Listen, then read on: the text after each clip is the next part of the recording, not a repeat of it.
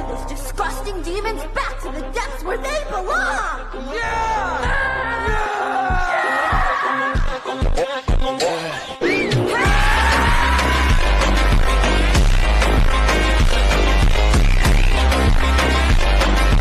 بنیامین امروز باید به مامانت زنگ بزنم. هم بدخط نوشتی هم کلی غلط املایی داری. نه تو رو خدا به مامانم زنگ نزن، دلش میشکنه. دلش میشکنه برای چی؟ چون همه مشقا رو مامانم برام مینویسه.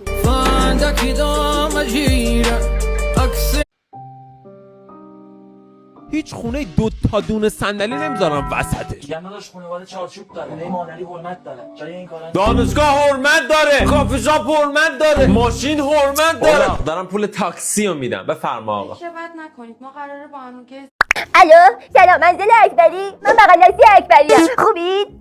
مرسی خاله، ما هم خوبیم. خاله اجازه میدی اکبری امروز بیاد خونمون؟ آخه فردا میخوایم برای درسمون کار دستی درست کنیم، اجازه میدی بیاد؟ خاله تو رو خدا بذار بیاد. چی میشه مگه؟ به خدا قول میدم چجوری نکنیم. خاله تو رو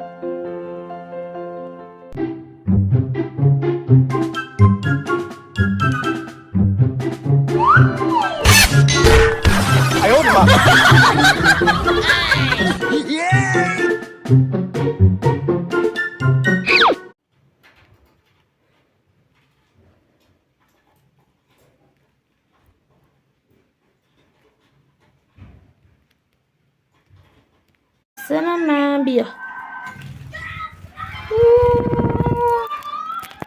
چطوری حسنه؟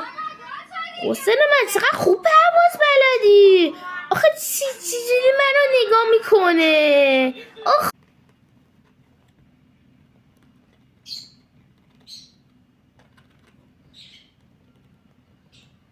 آخه خوشگلم. کارت من بازی میکنی؟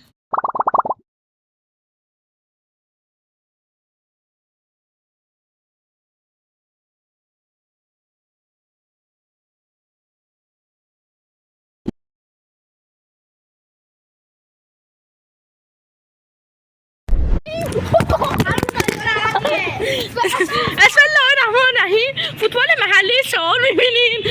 این مارادوناست.